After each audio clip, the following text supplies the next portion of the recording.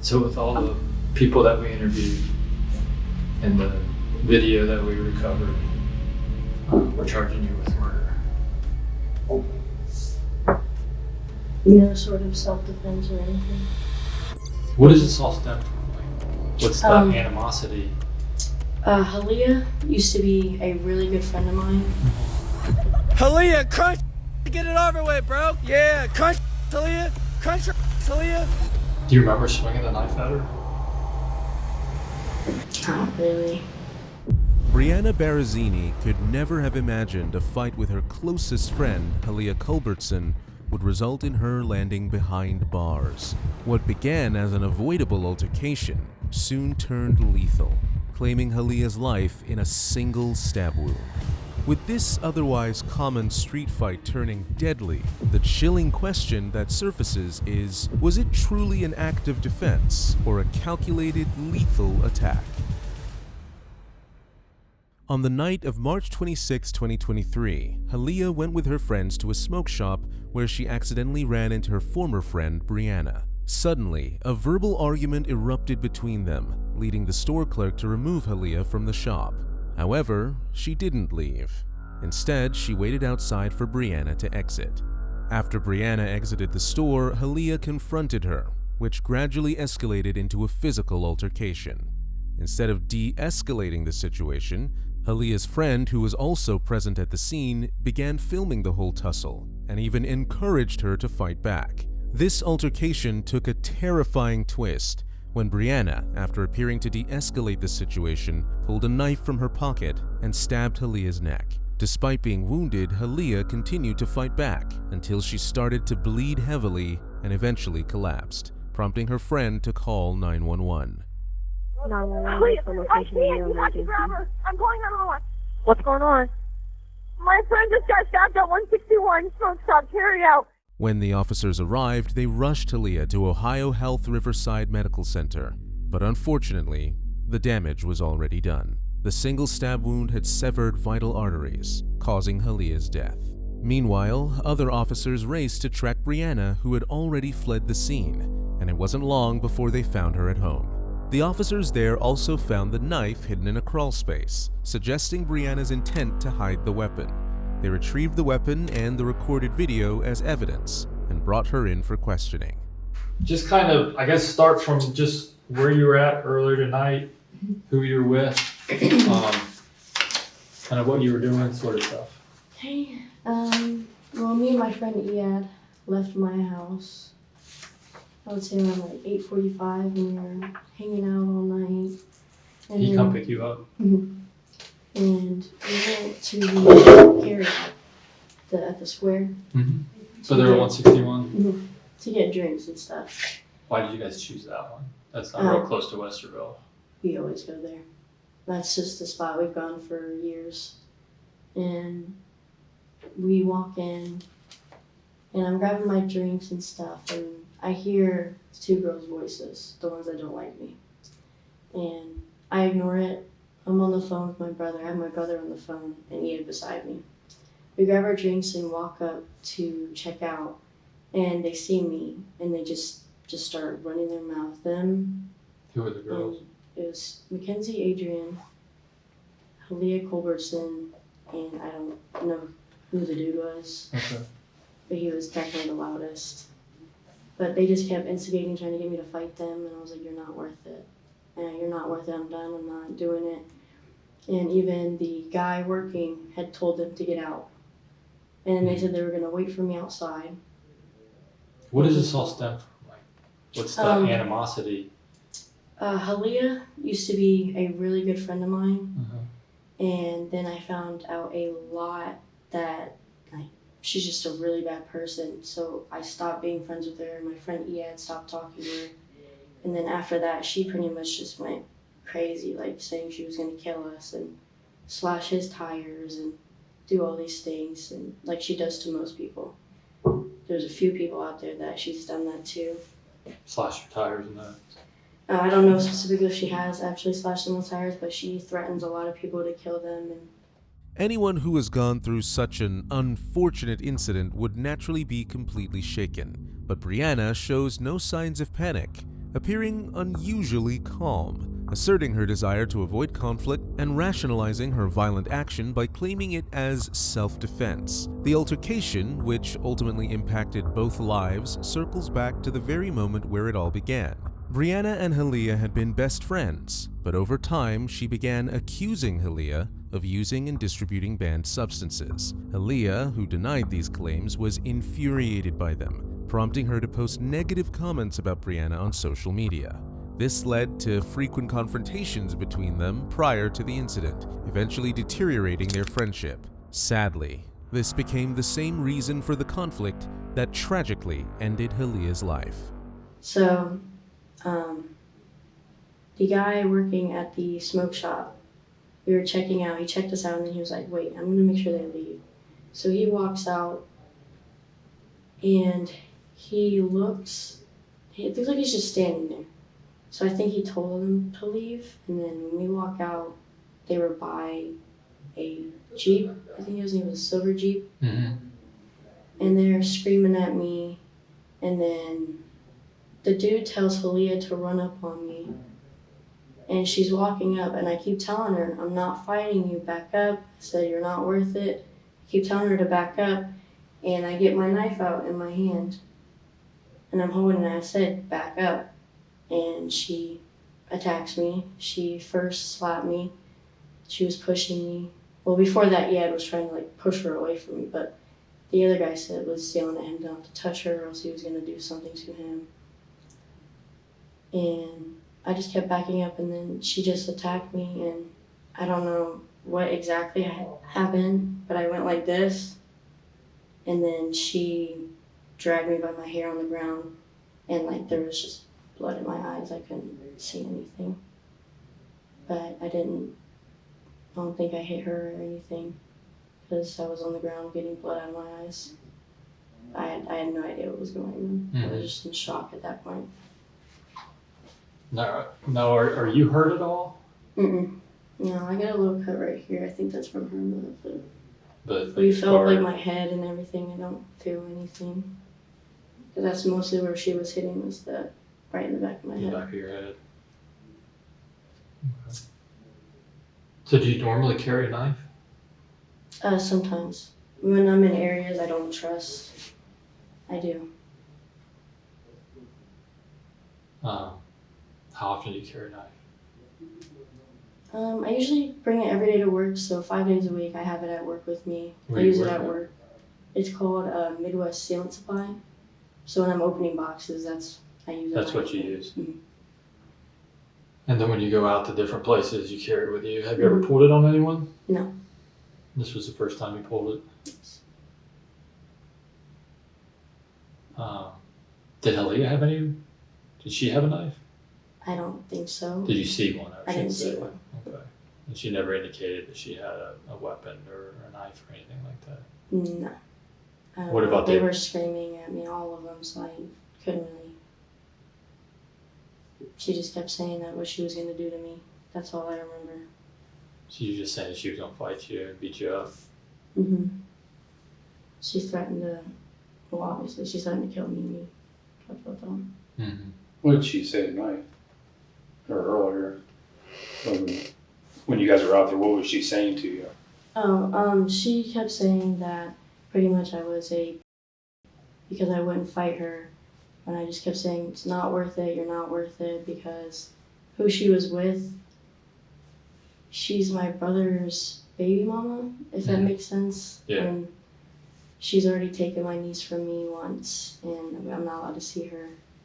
So I really didn't want any issues because she already took my niece away and I wasn't trying to fight.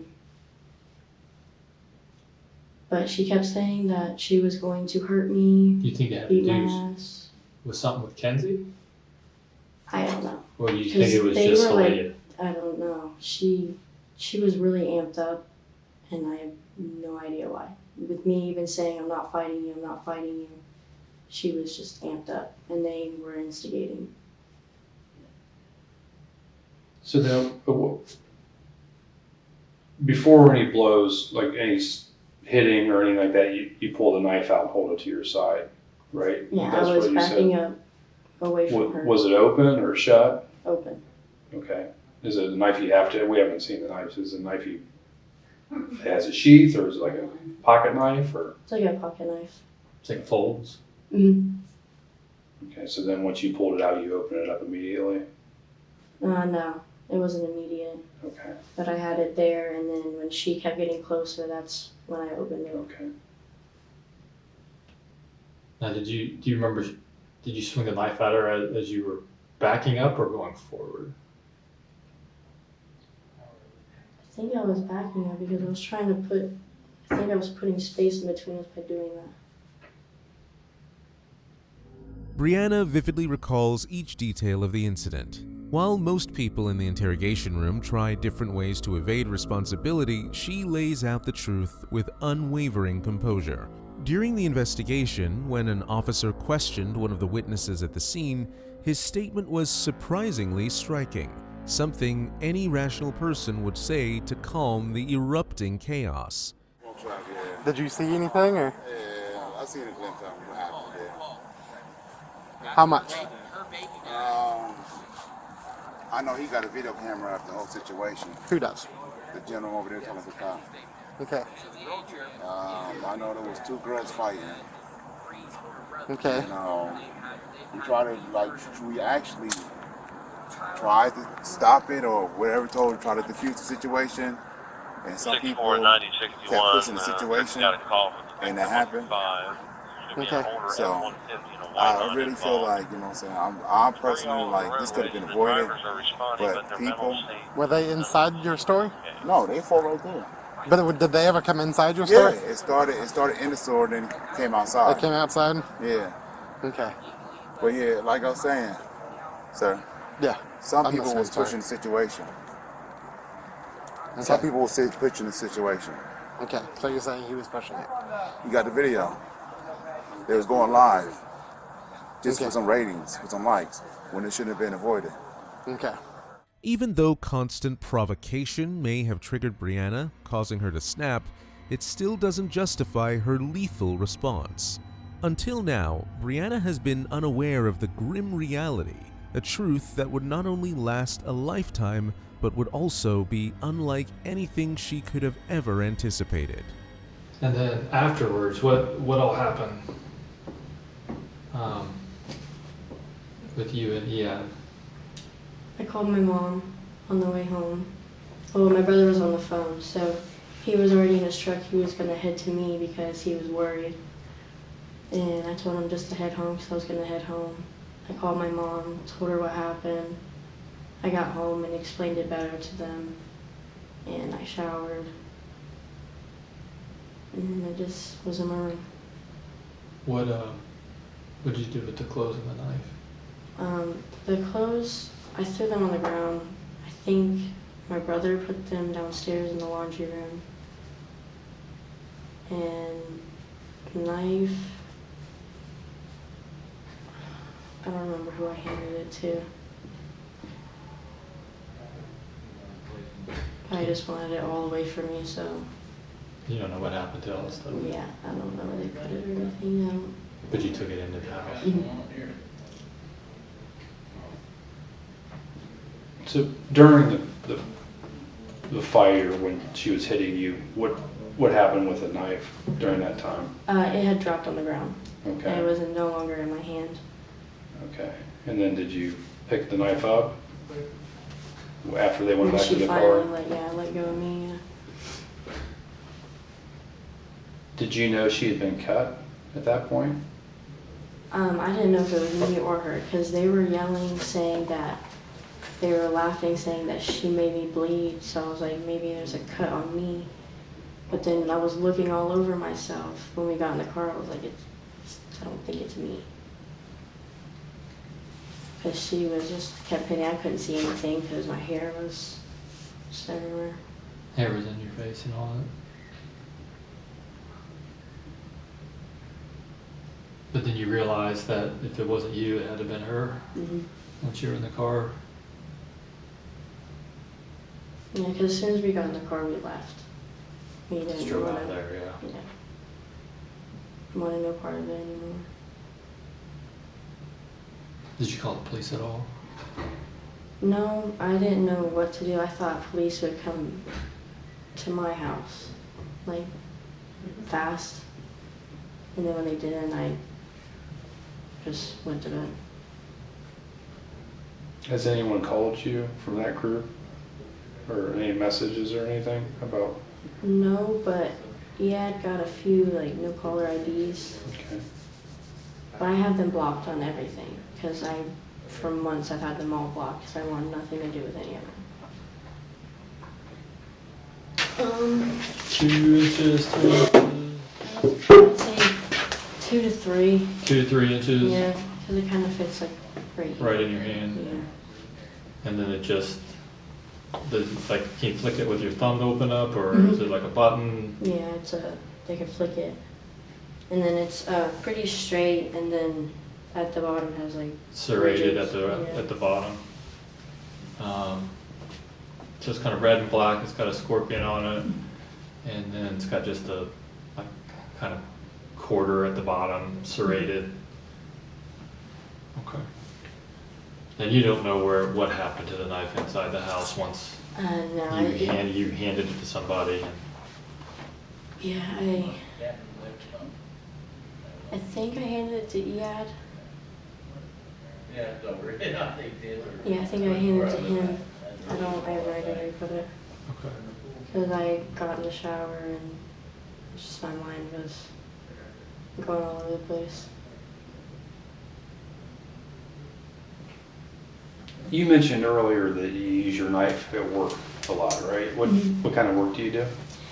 So basically, usually I'm like secretary, but I'll go in the back. It's a sealant, so we like open up boxes and we have to open up skids. So we're just pretty much cutting like boxes, tape, and saran wraps, stuff like that. Okay. So on a daily basis, you would use your knife at work. Opening it, yeah. So you're pretty comfortable with it.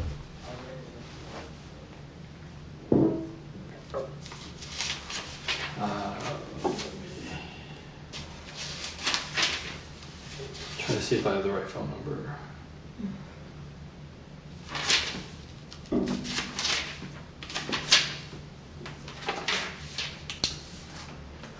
Who's at your house on Pin Oak? My mom, my brother, my stepdad. I don't think my little sister's there right now. What's your mom's name? Sheila, Sheela. Her last name? Bucci, B-U-C-C-I. B-U-C-C-I? Yeah. Okay. Do you know her phone number? 614. And is she at home? Or is that her cell phone? That's her cell phone. Okay.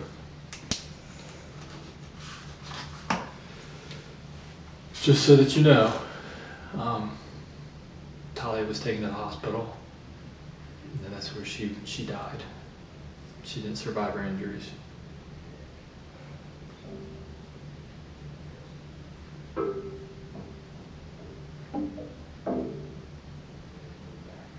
So with all the people that we interviewed and the video that we recovered, we're charging you with murder. No sort of self-defense or anything? Essentially, it'll be up to the prosecutor's office. We'll present the case to them, and then if they decided that they want us to present to the grand jury, we'll present to the grand jury.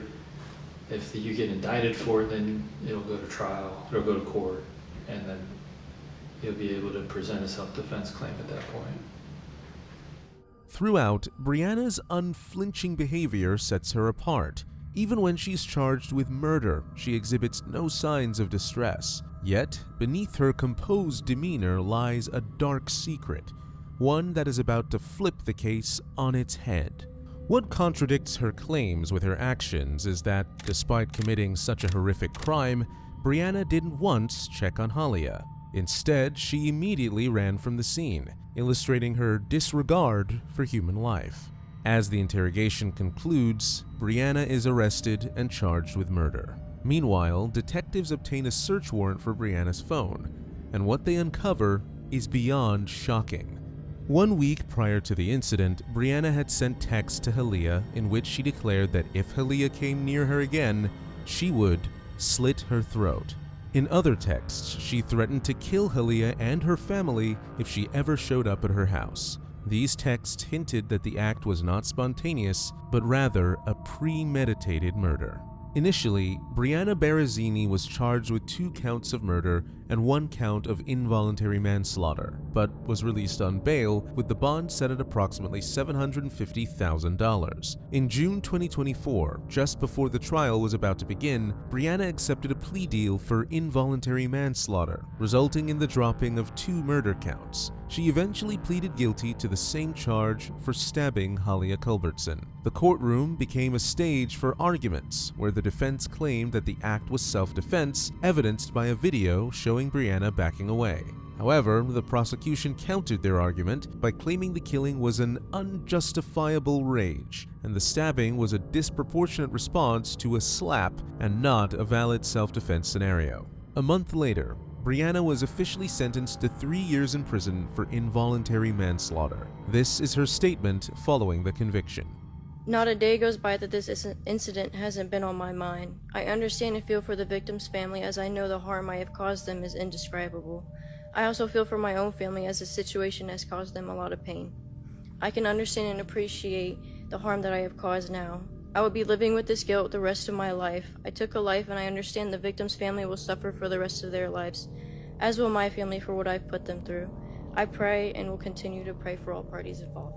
However, the victim's family was deeply disappointed with the sentence, calling it unjust and inadequate for a life taken forever.